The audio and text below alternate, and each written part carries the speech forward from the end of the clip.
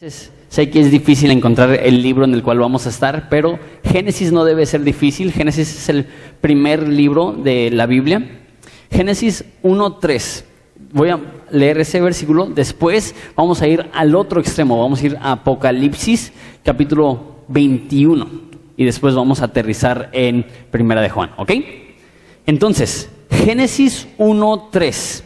Leemos esos versículos y oramos. Dice así: y dijo Dios, sea la luz, y fue la luz. Y vio Dios que la luz era buena, y separó Dios la luz de las tinieblas. Brinca ahora al último libro de la Biblia, Apocalipsis 21:22. Dice así: no vi en ella ningún templo, porque su templo son el Señor y Dios Todopoderoso y el Cordero. La ciudad no tiene necesidad de que el sol y la luna brillen en ella, porque la ilumina la gloria de Dios y el Cordero es su lumbrera. Las naciones caminarán a la luz de ella, y los reyes de la tierra traerán a ella sus riquezas y su honra. Y verán su rostro y llevarán en su nombre en la frente. Entonces, eso es versículo 24. Ahora brinca al versículo 4 del capítulo 21. Entonces, dale vuelta una página. Isaías 22:4 dice, a mitad del versículo: y verán su rostro y llevarán su nombre en la frente. Ahí no volverá a haber noche, no hará falta de luz de ninguna lámpara, ni la luz del sol, porque Dios el Señor los iluminará y reinarán por los siglos de los siglos. Ahora sí, bríncate unos cuantos libros antes a la epístola, a la carta de Juan. Vamos a estar estudiando el versículo 5 al 8. Dice así: este es el mensaje que hemos oído de él y os anunciamos. Dios es luz y no hay ningunas tinieblas en él. Si decimos que tenemos comunión con él y andamos en tinieblas, mentimos y no practicamos la verdad. Pero si andamos en luz, como él es luz, tenemos comunión los unos con los otros, y la sangre de Jesucristo nos limpia de todo pecado. Si decimos que no tenemos pecado, nos engañamos a nosotros mismos y la verdad no está en nosotros. Oramos. Jesús, te damos tantas gracias por la oportunidad de venir a estudiar la palabra una vez más, la oportunidad que nos das a conocer de ti. Y Jesús, admitimos que estamos hambrientos y sedientos, no de carne que perece, sino del pan de vida que para vida eterna permanece. Que queremos tener un encuentro real contigo, Dios, con tu Hijo Jesucristo, y que nuestra vida jamás sea igual. Y sabemos que tú puedes hacer esto. Entonces te rogamos que abras nuestros ojos de nuestros entendimientos, que destapes nuestras orejas y nuestros oídos para poder escuchar la palabra que tienes para nosotros. Es en tu nombre precioso que pedimos esto. Amén. Ok, les recuerdo el contexto en el cual estamos. Juan es un hombre anciano, probablemente tiene entre 90 y 100 años, y ha vivido la mayoría de su vida sin haber escrito ningún libro, y ahora llega a los últimos cuantos de años de su vida y entra en una racha muy padre en la cual escribe el Evangelio de Juan, 3 cartas y el libro de Apocalipsis. Si hubiera muerto antes, ni siquiera hubiéramos tenido esos 3 libros registrados. Y en esta carta ya está escribiendo como un hombre anciano, y escribiéndole a una iglesia en Éfeso, una iglesia bastante joven, una iglesia bastante llena de misticismo y teología griega. Entonces escribe esta carta para combatir eso. Y ya vimos en los primeros 4 versículos, que son súper importantes. En la literatura antigua no tenían un índice, no tenían una tabla de contenidos. Entonces lo que hacían es que en los primeros o en las primeras cuantas oraciones, en el primer párrafo, describían todo lo que iban a tener en el libro para que pudieras tener una idea de lo que estabas leyendo. Entonces en los primeros 4 versículos vimos que Cristo es el Padre comunicando a nosotros cómo tener vida, es vida eterna. Vimos que podemos tener comunión los unos con los otros, vimos cómo tener comunión con Dios, vimos que podemos tener vida eterna, vimos qué significa tener gozo cumplido, vimos todas estas cosas. Y eso nos trae ahora a este momento. Mira cómo empieza el versículo 5. Dice: este es el mensaje. Entonces ya terminó la introducción, ya está entrando en el cuerpo del mensaje y dice: que hemos oído de Él y os anunciamos.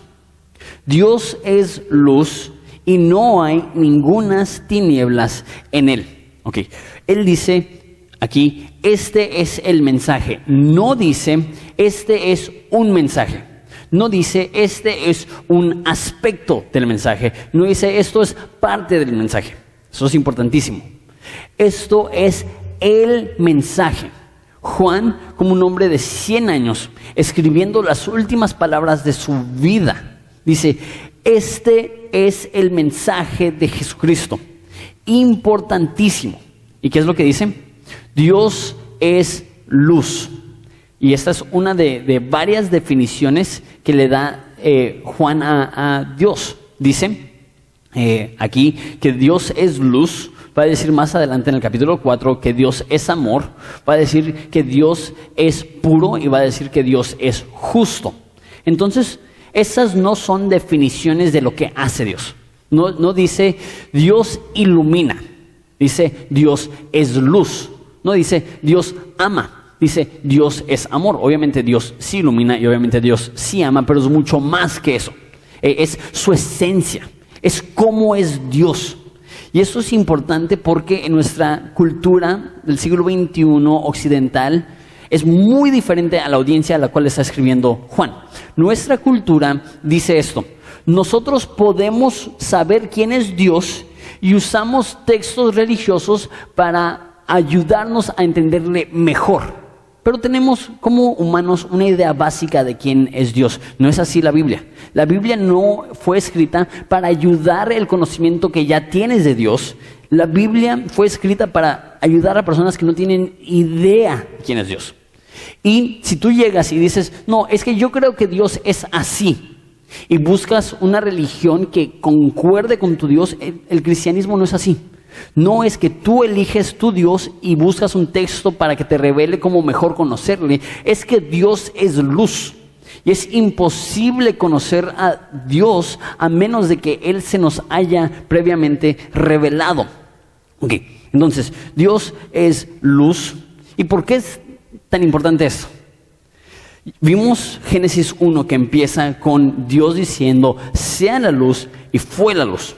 Y después fuimos hasta Apocalipsis 21 y 22, los últimos 2 capítulos de la Biblia, y vimos que en la Santa Ciudad, en la Nueva Jerusalén, no va a haber necesidad de sol ni luna. ¿Por qué? Porque Dios es la luz que vamos a necesitar. Ok, también en la literatura antigua, las personas empezaban y terminaban con el punto más importante del libro. Eso se le refiere como el efecto sándwich. No sé a cuántos les gustan los sándwiches, pero lo que determina si es un sándwich o no, no es lo del medio. Vamos a decir que tienes un sándwich de carne asada. Lo que determina que es un sándwich no es que tienes carne asada adentro, sino es que tienes pan abajo y pan arriba.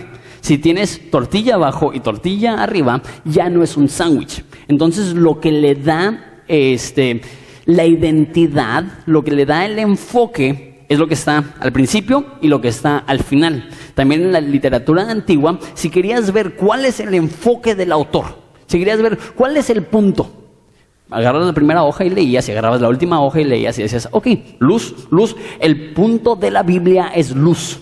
Entonces, a lo mejor se escucha un poco exagerado, pero yo creo que este concepto, Dios es luz, es el mensaje primordial de toda la Biblia. Es lo que Dios quería dar a entender cuando escribió la Biblia, que nosotros pudiéramos entender qué significa que Dios es luz. Entonces, obviamente, importantísimo, porque si no entendemos este concepto, no entendemos nada de la Biblia. Entonces, para empezar, quiero darles 3 ideas o 3 interpretaciones de lo que significa que Dios es luz, ¿va? Primero, es probablemente lo más obvio, ya lo mencioné brevemente.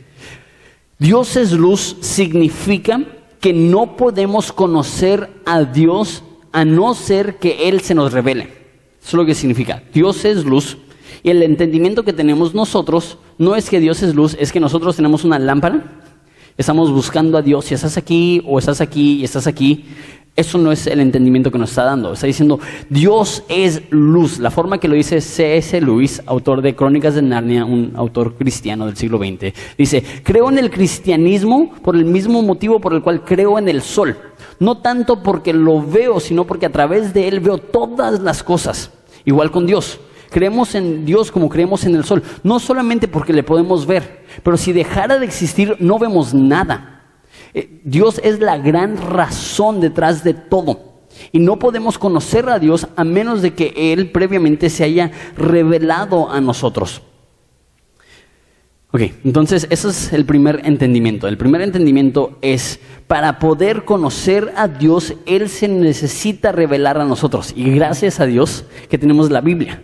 Porque la Biblia es Dios revelándose. No tenemos que buscar en otro lugar, no tenemos que buscar en otra experiencia, no tenemos que buscar en ningún otro lugar. Ya nos ha dado aquí miles y miles de palabras acerca de Él, de cómo es. Okay. Eso es el primer punto. No podemos conocer a Dios a menos de que Él se nos revele. 2. Dios es lo más obvio del universo. De hecho, eso es el título de esa predica. Dios es obvio. Dios es lo más obvio del universo. Y he aquí el problema. El ser humano, por su naturaleza caída, se acostumbra a lo que tenemos así. Y se nos olvida que absolutamente todo lo que tenemos es milagroso. Me cayó el 20 de esto. Era un adolescente, tenía unos 18 años, andaba de novio con una chava, me peleé, llegué a la casa de un amigo y lo primero que dijo estaba sentado sobre su mesa en la cocina, dijo, qué raro que nos acostumbramos a lo que tenemos tan rápidamente. Como que me cayó el 20 porque estaba pensando en esa relación y lo que sucedió. Dije, es cierto. Nos perdemos ese sentido de asombro de las cosas que tenemos. Es más, pues vamos a pensar en tecnología. Hace 120 años querías comunicarte con un familiar en el DF y ¿qué es lo que tenías que hacer? Tenías que escribir una carta. Hace 120 años plumas eran caras. Tenías que comprar una pluma o si no tenías que desplumar a una paloma y usar una pluma literal y escribir con eso. Lo ponías en el correo, lo enviabas y tardaba 3-4 meses. Apenas estaba siendo inventado el sistema de ferrocarril. Hace 120 años, no es hace tanto tiempo. Adelántalo 40 años, los teléfonos. Si querías hablar con alguien en el DF, ¿qué es lo que hacías? No tenías un teléfono en tu casa, tenías que ir a una estación de teléfono, tenías que hablar.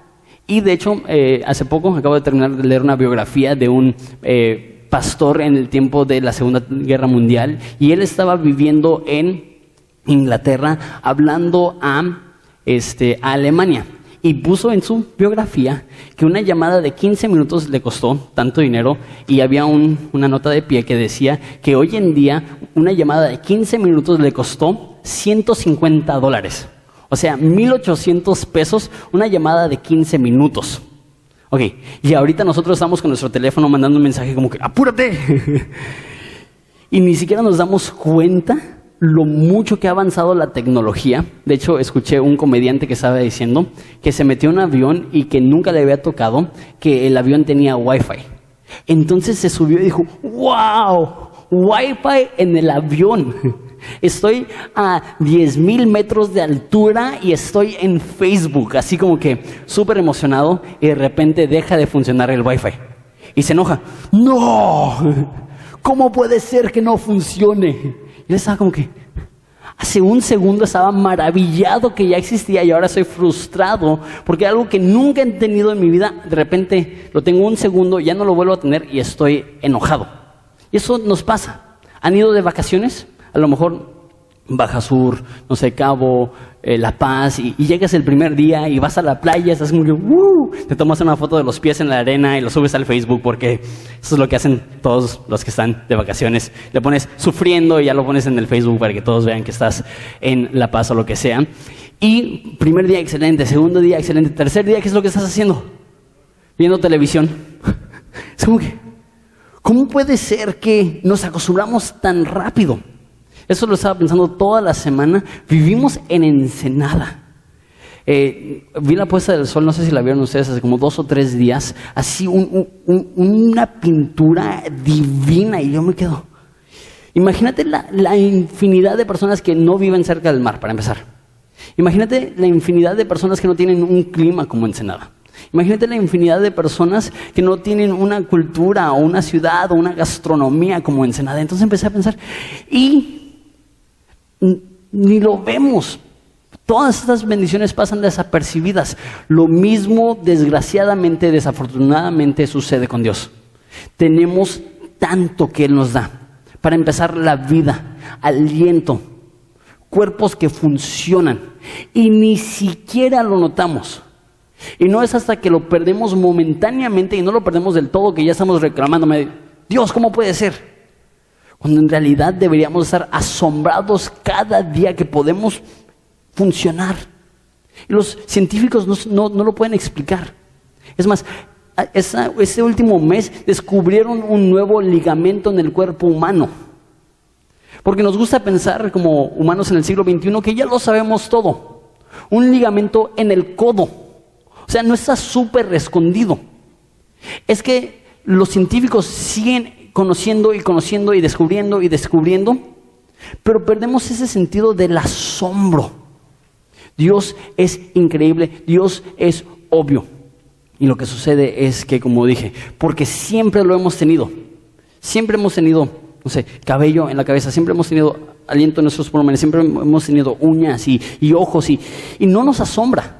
Pero la reacción lógica debería de ser vernos en el espejo todos los días y decir, wow, no tanto por lo que ves, o sea, a lo mejor hay un problema si te ves, wow, no es lo que estoy diciendo.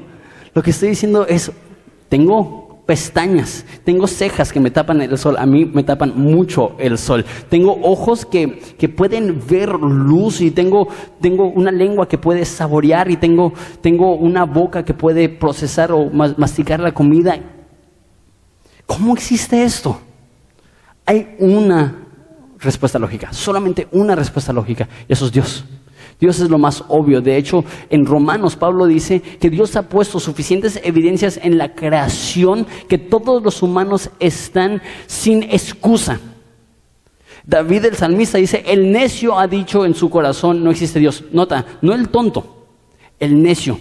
Porque después de tantos años de ver lo mismo y lo mismo y lo mismo y lo mismo, se desarrolla un callo en nuestra mente que dice, no, Dios no existe. Pero si viéramos todo con ojos genuinos, diríamos, Dios es lo más obvio del universo. Dios es luz.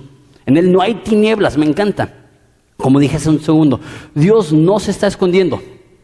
No es que tienes que sacar tu lupa y Sherlock Holmes y investigar y pues en este texto dice esto, pero en este texto dice esto, y esta religión dice esto, y esta cultura dice esto. No, Dios es luz.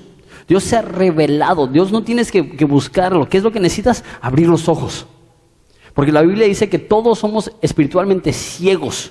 Y lo que necesitamos no es encontrar a Dios. Lo que necesitamos es simplemente abrir los ojos, ver a Jesucristo, ver quién es. ¿Por qué? Dios es lo más obvio del universo. Y punto número 3, esto es el más importante, creo yo, y en eso lo vamos a usar para el resto de la prédica. Dios es luz. Eso significa que Dios es bueno. Dice en 1 de Timoteo 6:16 que Él mora en luz inaccesible. En otras palabras, Él es santo. ¿Sabías tú que la frase más utilizada por la Biblia para describir a Dios no es amor, aunque es amor? No es misericordia, aunque es misericordioso. La palabra más común en toda la Biblia para describir a Dios, ¿cuál es? Dios es santo. Dios es bueno. Dios es perfecto. Ahora, esto es simultáneamente la mejor noticia del mundo y la peor noticia del mundo. Porque si es bueno, eso significa que Él tiene que eliminar, exterminar todo lo malo que se le pone enfrente. Porque eso es lo bueno, eso es lo justo, eso es lo santo. He ahí el problema para nosotros. De hecho, escuché a un evangelista decir, la peor noticia para la humanidad es que Dios es bueno. Y es cierto, porque si fuera malo nos podría tener sin ningún problema, pero porque es bueno exige justicia. Existe la condenación de personas pecaminosas y ¿sabes qué? Tú y yo cometemos pecado. Dios es luz. Eso significa que Dios es perfectamente bueno. No solamente bueno, como dicen los coritos y dicen los cantos. Dios es solamente, exclusivamente, perfectamente y continuamente bueno. Dios no puede hacer algo que no sea bueno. Es más, es lo que dice la siguiente frase. Dios es luz. En Él no hay tinieblas. Eso es lo que dice versículo 5. Dice, Dios es luz y no hay tinieblas, ninguna tinieblas en Él. Dios no, eso es básico, pero empezamos con eso. Dios no puede pecar, ¿ok? Pero no solamente eso, Dios no produce algo pecaminoso.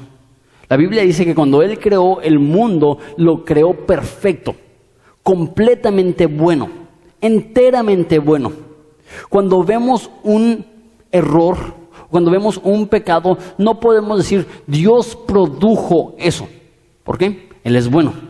Dios creó un universo en el cual existe la posibilidad de que nosotros pequemos, de que nosotros lo estropeemos, pero no podemos echarle la culpa a Dios por las cosas malas que existen en el mundo. Cuando alguien dice, si Dios es tan bueno, entonces ¿por qué existen guerras? ¿Y por qué existen hambrunas? ¿Y por qué existen enfermedades? Y yo digo, Dios no lo creó así. Dios creó el mundo perfecto y tú y yo a través de nuestros pecados somos lo que lo hemos producido. No podemos echarle la culpa a Dios por eso. Y entonces las personas dicen, entonces no es todopoderoso, entonces no es soberano. Porque si fuera soberano, así puede detener toda la maldad del mundo. ¿Es cierto eso, sí o no? Si Dios fuera soberano, Él puede detener toda la maldad del mundo. Entonces dicen, pues Dios no es soberano. O Dios es soberano y es malo, o Dios es bueno y no es soberano. Eso es lo que te dirán algunas personas. Pero déjame digo esto. Si tú dices, quiero que Dios elimine todo lo malo, ¿has hecho tú algo malo? Y si sí, eso te incluye a ti. Porque es algo muy hipócrita decir, quiero que termines con la maldad en África, pero no termines con la maldad en mí. Quiero que ya no haya hambrunas en México, pero ¿cuánto has apoyado tú? ¿Cuánto has contribuido tú para detener? Entonces, pues te eliminaría a ti. Entonces ahí empezamos a decir, no, pues entonces, es que yo soy buena persona. ¿Y quién te dijo que eres buena persona? No, pues Barney y mi mamá y mi maestra. Ok, déjate digo lo que dice la Biblia. La Biblia dice que Dios nos creó buenos, pero cada uno ha pecado, cada uno se ha desviado, cada uno vive en sus delitos, en sus pecados. Dios es luz, Él no tiene tinieblas.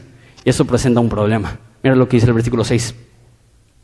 Si decimos que tenemos comunión con Él y andamos en tinieblas, mentimos y no practicamos la verdad. Esta frase, andar en tinieblas, habla de dos cosas. Uno, andar en tinieblas habla de pecado habitual, o sea que lo haces por hábito, no, sin ningún tipo de remordimiento o arrepentimiento. Si tú estás pecando constantemente, habitualmente, sin remordimiento, la Biblia dice que tú estás en tinieblas. Ok, eso es paso número 1. Y dice que no puedes decir que conoces a Dios ser en tinieblas.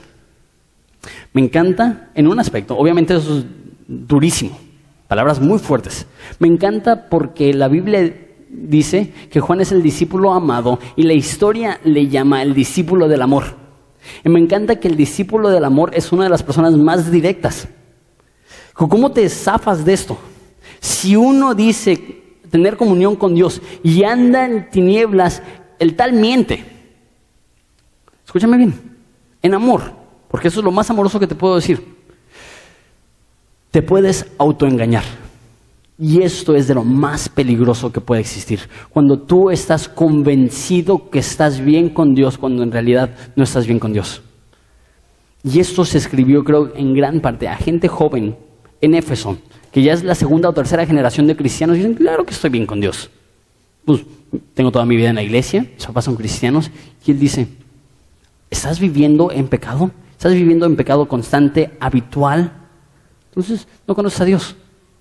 No estoy diciendo que no puedes caer y que no puedes pecar. Lo que estoy diciendo es que el cristiano verdadero no es, la palabra que usaría Pablo, esclavizado por el pecado. Es más, por definición, el ser cristiano es que Dios en ti ha puesto un fin a tu cuerpo pecaminoso. Ahora ya no pecas como esclavo, ahora tropiezas por un descuido. Caíste, pecaste, ok, la regué, estuvo mal, tropecé, caí y continúas. Pero una persona que no es cristiana continúa y continúa y continúa y continúa y continúa y viene a la iglesia y llora y continúa y continúa y viene a la iglesia y levanta las manos y continúa y continúa. Y yo digo, que no te engañes, amigo. Que qué miedo llegar al punto donde tú te autoconvences, te justificas y dices, claro que conozco a Dios. Pero continúas en pecado, continúas en oscuridad. Esa es la primera cosa. La segunda cosa que significa andar en tinieblas, yo creo que es lo que está diciendo aquí. Es un contraste. Dios es luz, Dios se revela. No podemos andar en tinieblas. Andar en tinieblas es andar encubiertamente. Es andar escondido. Es no venir a la luz. Es lo que dice lo que dice Jesús en Juan 3. Dice que el mundo está en tinieblas porque no quiere venir a la luz porque sus obras son malas y esconden su vida. Obviamente, digo eso. Si tú crees que te estás escondiendo de Dios, Él ya lo sabe todo. Y tú dices, ¿a poco hay gente que se esconde de Dios? Jonás, siendo profeta, huyó de Dios.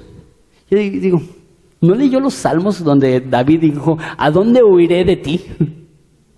Si me voy a lo más profundo de la tumba, ahí estás. No hay lugar donde puedes huir de Dios. No puedes decir, ay, es que no quiero confesarle a Dios porque no quiero lastimar los sentimientos. ¿Y tú crees que Dios no sabe? ¿Tú crees que cuando tú confiesas, dices, oh, no lo creía capaz? Gabriel, ¿escuchaste? No puedo creer que me haya defraudado así. ¿Tú crees que esa es la actitud de Dios? Dios ya sabe. No, vio pornografía. No. Si de haber sabido no le doy compu. Era una pipa. Pensé que tenía asma. Pensé que estaba usando su inhalador. ¿Tú crees que Dios es así? No, Dios sabe perfectamente los pecados que cometes. Dios sabe perfectamente las cosas que has hecho. ¿Qué es lo que hacemos nosotros? Nos escondemos. Y aunque Él ya lo sabe, decimos, no quiero. ¿Por qué? Esto es duro.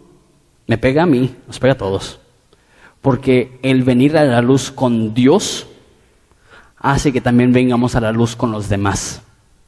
Y a veces en nuestras naturalezas torcidas, estamos bien que Dios sepa con tal de que mi esposa no sepa. O bien, pues que Dios sepa, pero con tal de que no se entere el pastor. O bien, pero que se entere mi grupo en casa. Y eso es lo que nos da miedo. Nos da miedo que nos conozcan tal cual somos y continuamos en tinieblas. Dice, si andamos en tinieblas, mentimos y no practicamos la verdad. Okay. Esas son las malas noticias. ¿Quieren buenas noticias? Yo creo que sí. Versículo 7. Pero si andamos en luz, como Él está en luz, tenemos comunión unos con otros y la sangre de Jesucristo, su Hijo, nos limpia de todo pecado. ¡Súper! Aquí nos da la alternativa. Puedes o encubrir tus pecados y seguir en tinieblas apartado de Jesús, o puedes descubrir tus pecados y vas a ser perdonado y limpiado de tus pecados. Antes de llegar a eso, quiero explicar la primera parte del versículo porque si estás prestando atención es muy raro.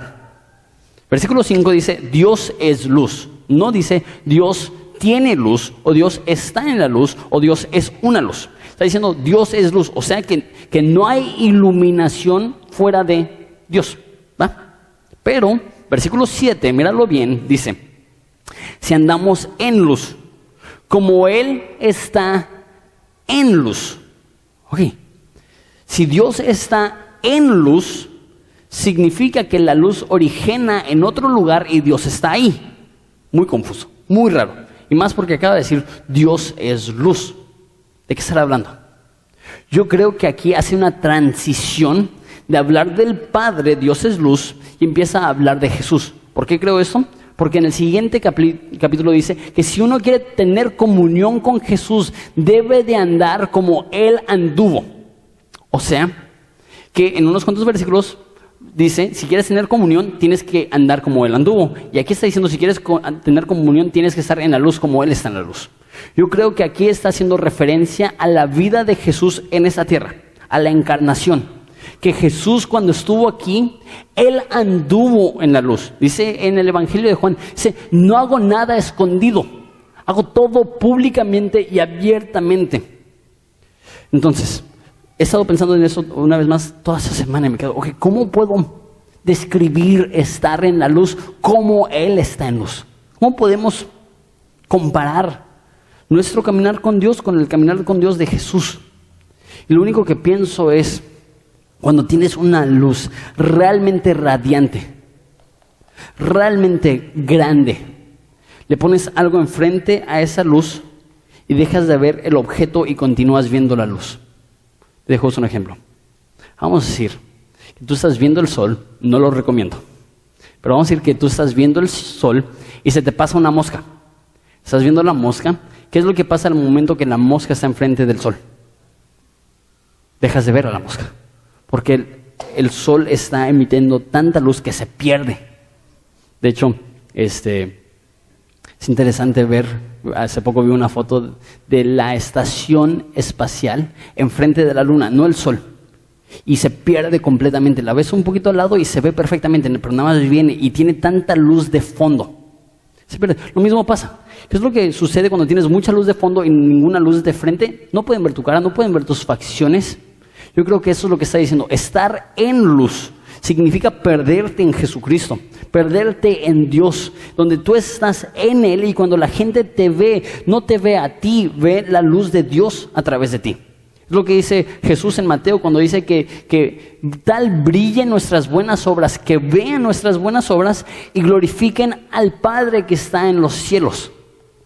Venir a la luz es esto. Es estar perdido totalmente, completamente, absolutamente en Jesucristo y que su luz empiece a brillar a través de Él. No dice, si quieres tener comunión, más te vale que no peques.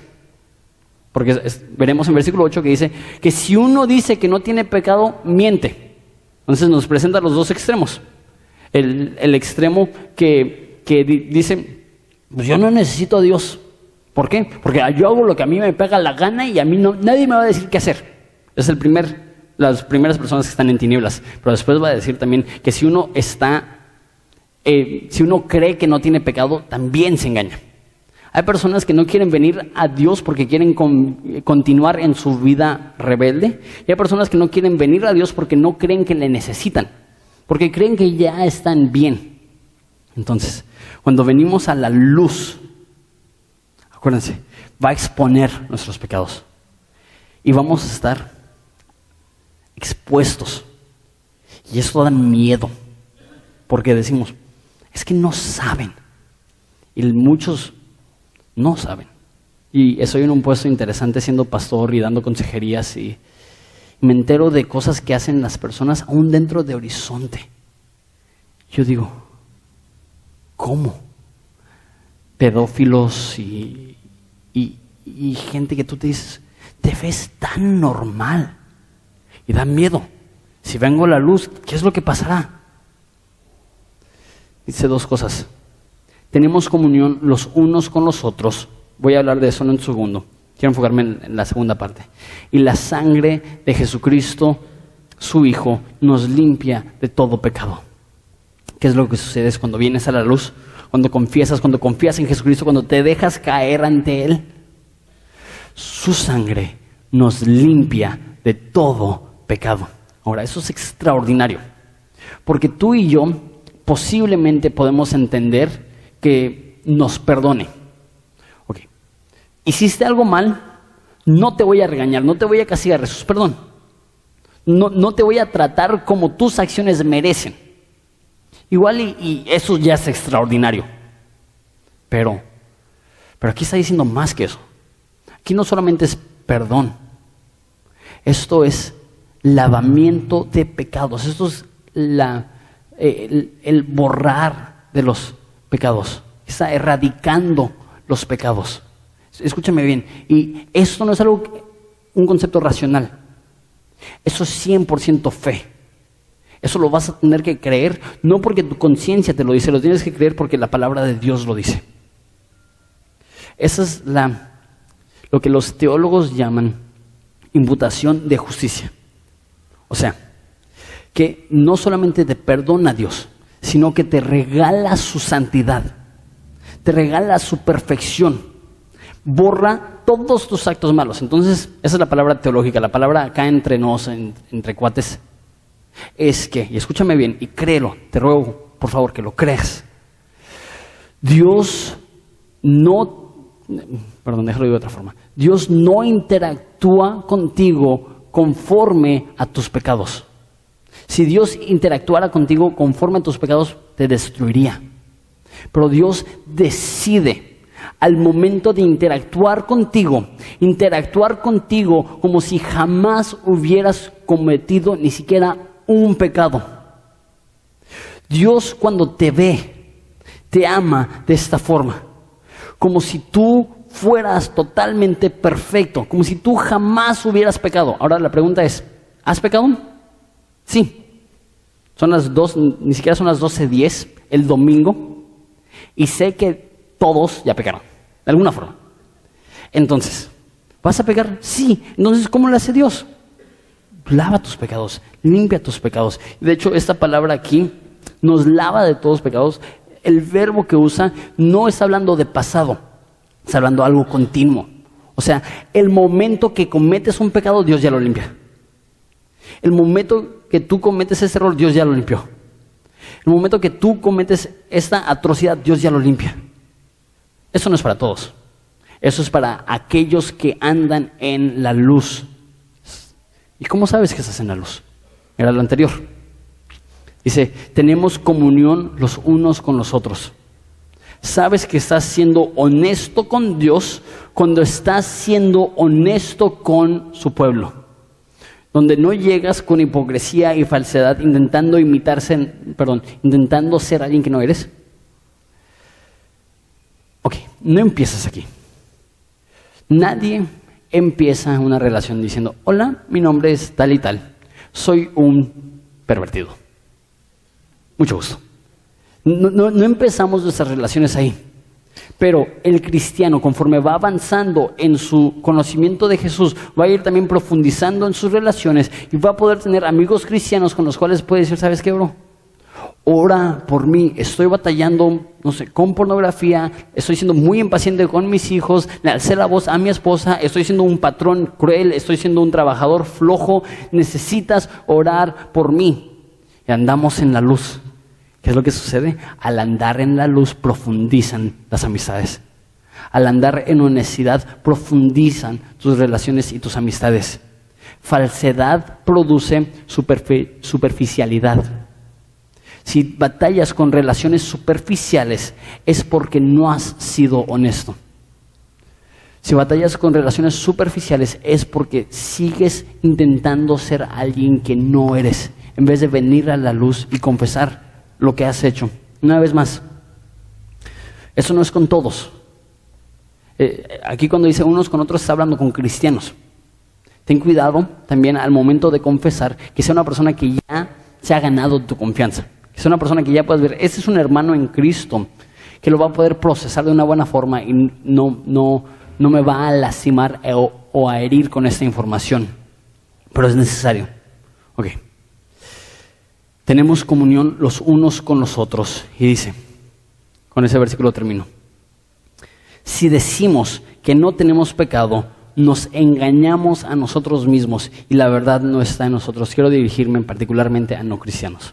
Porque si eres cristiano, dudo que sientes que nunca has pecado. ¿Por qué? Porque para ser cristiano necesitas reconocer, ok, yo he ofendido a Dios y necesito un Salvador. Eso es básico. Aunque sí hay personas que creen en una teología, no es muy común, pero hay algunas personas que creen que puedes alcanzar la perfección en este mundo. Que puedes dejar de pecar. Me tocó un pastor, amigo mío de hecho hace un poco, que me dijo, Jonathan, yo ya no batallo con el orgullo. Yo pensé que era broma, porque se escucha como una broma. Y mi respuesta fue, ¿cuánto tiempo tienes sin batallar con el orgullo? Un pastor. Y me dijo, desde el 2009. Yo, ok, entonces has estado contando, como que eso es un poco orgulloso, ¿no? Y hay personas que creen, pues yo ya no peco, pues yo ya no tengo orgullo, yo ya no, soy súper humilde. Y casi le quería decir, bro, lo que me dices es lo más orgulloso que he escuchado en mi vida. Tú batallas con el orgullo más que todos. Y hay personas, muy pocas personas que creen que después de ser cristianos que vamos a vivir sin pecado. No quiero hablar tanto a esas personas. Estoy hablando más a gente que no es cristiana. Y estoy seguro en un grupo de este tamaño que hay muchas personas aquí que no son cristianas. Y dice aquí que vives autoengañado si crees que no tienes pecado. Y a lo mejor tú dices cosas como, nadie es perfecto, pero usas eso para justificar tu pecado.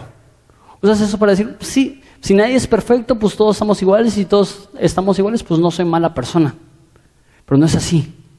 Si tú no tienes una necesidad urgente de un Salvador, no es que seas tonto o no es que seas X o Y, es que te has engañado y has creído tu propia mentira, que realmente las cosas no están tan mal. Te ruego, si tú estás aquí y tú sientes que no necesitas a Dios, te has engañado. Eres ciego.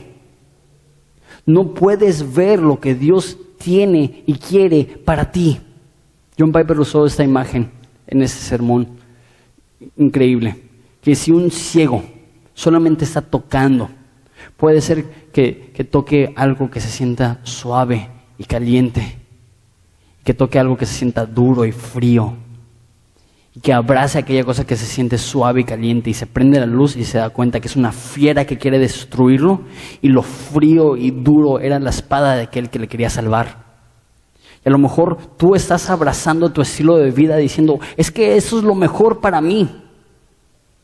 Yo te digo, tú no estás en condiciones de saber qué es lo mejor para ti. En amor, el pecado te ciega. El pecado te engaña. Y a lo mejor tú estás viviendo la vida como tú crees que es la mejor forma. Pero si no es en Jesucristo, la Biblia dice que vives engañado y vives sin la verdad. Y el único que vas a lastimar es a ti mismo. En Casa Horizonte tenemos una niña que es cieguita, Jessica, una niña preciosa. A veces la ves acá enfrente con mi mamá en la alabanza. Y, una niña increíble. Ella acaba de empezar a ir a clases de canto y la estoy llevando cada semana, y aprovechando que voy al Instituto Bíblico a dar clases, me quedo unas cuantas horas más, la recojo y me la traigo al centro. Y cuando voy al instituto, típicamente ando en el carro de mi esposa. Es un poco más nuevo. El mío, no sé, manejo como chilango y las suspensiones ya no jalan. Entonces, porque es terracería para ir al instituto, uso el carro de mi esposa, tiene 4 puertas. Entonces ella, aunque es cieguita, pues puede ver poquito, y ella ya sabe abrir su puerta y sentarse en su asiento. Pero en esa ocasión tenía mi carro, que es de 2 puertas. Entonces estaba sintiendo y no encontraba la puerta, y le dije, no, esa vez no traigo el carro de Evelyn, traigo mi carro. Entonces le abrí mi puerta y se subió atrás, y ella estaba en un carro nuevo y nada más estaba sintiendo porque esa es la forma que ella ve. Entonces yo me siento en mi asiento y cierro la puerta sin darme cuenta que ella tenía su mano justo en la puerta. Y cuando sucedió, dije yo, que haya sido el cinturón, porque ya sabes a veces que el cinturón se queda afuera y le hace el cinturón y no cierra. Y no tiene ojos, entonces me volteo y no puede llorar, no tiene las glándulas que producen las lágrimas. Y la veo y su mano está temblando. Y le dije, ¿estás bien? Y no me podía responder del shock. Y gracias a Dios no le pasó nada, no se rompió los dedos ni nada. Los cuantos minutos ya estaba jugando y estaba bien. Pero dije, eso no hubiera pasado si pudiera ver. Porque cuando tú ves, ¿sabes? No voy a poner mi mano aquí. Amigo, Si tú no eres cristiano, la Biblia dice que el Dios de este mundo te ha cegado y tienes un velo sobre tus ojos a tal grado que no puedes ver. Y las decisiones que tú crees ahorita, que son las mejores decisiones de tu vida, resultarán ser las peores, las más dolorosas, las que más te desviarán de la verdad. Y no sería amoroso para mí afirmarte en tu estilo de vida. Lo que sería más amoroso para mí sería decirte que necesitas a Jesucristo que te abra los ojos para que puedas ver realmente cómo es el mundo. Y un ciego, por más que le describas una pintura, no basta hasta que la vea. Y tú, si no eres cristiano, puedo describirte a Jesús hasta que esté azul en la cara, pero no bastará. Necesitas dejar que Él te abra los ojos. Me encanta una historia en los evangelios que Jesús entra a una ciudad y hay un ciego. Le grita a Jesús: Jesús, Hijo de David, ten misericordia de mí. ¿Qué es lo que hace Jesús? Le abre los ojos. A lo mejor tú estás aquí y te estás dando cuenta. Necesitas a Jesús. Deja que Él te abra los ojos y grítale. Clámale: Jesús, ten misericordia de mí. Porque ciegos fuimos todos. Pero hay algunos de nosotros que hemos visto la luz de Cristo y nos ha dado vida. Y quiero que esto aplique a todos. Quiero que tú puedas decir: ciego fui, ahora puedo ver. El Dios de este mundo me había cegado, pero el Rey de Reyes me dio vista. ¿Les parece si nos ponemos de pie y oramos?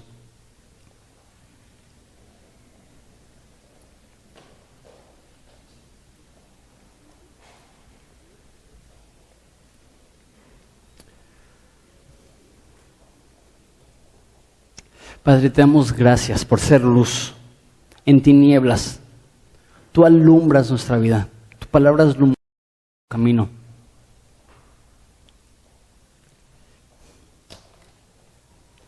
Y al considerar eso, que tú eres luz,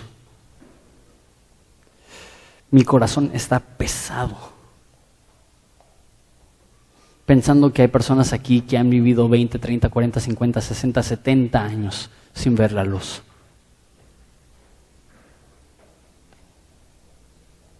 Tú nos creaste para ti, oh Dios, y nuestras almas están inquietas hasta que encuentran descanso en ti, dijo Agustín. Eso es cierto. Nuestra alma está inquieta hasta que te encontramos. Padre, te pido que en esta mañana abras ojos ciegos. Te pido en esta mañana que aquellas personas que están aquí y no te conocen puedan clamar y digan: ten misericordia de mí. Y que puedan recibir el milagro de la vista espiritual. Y que puedan decir como C.S. Lewis: creo, porque ahora veo todo. Creo, porque ahora mi vida tiene sentido. Creo, porque me acercaba a aquello que estaba caliente y suave, pensando que me salvaría, pero en realidad era una fiera. Y aquello que veía como algo frío, resulta que era mi salvación. Te pido que corramos a ti, el Dios de nuestra salvación. Y te pido también por cristianos que están autoengañados o gente que se cree cristiana, pero continúa en tinieblas. No confiesan sus pecados, ni a ti ni a nadie. Su maldad la tienen encubierta. Sus problemas nadie los conoce. Padre, te pido que tú también toques esos corazones para saber que si continuamos en tinieblas, continuamos apartados de tu verdad. Jesús, te necesitamos. Te pido por aquellos que confiarán en ti en esa mañana para salvación. Y te pido por aquellos que ya somos salvos, que podamos disfrutar el hecho que tú nos limpias de todo pecado. Te amamos, Jesús. Es en tu nombre precioso que pedimos esto.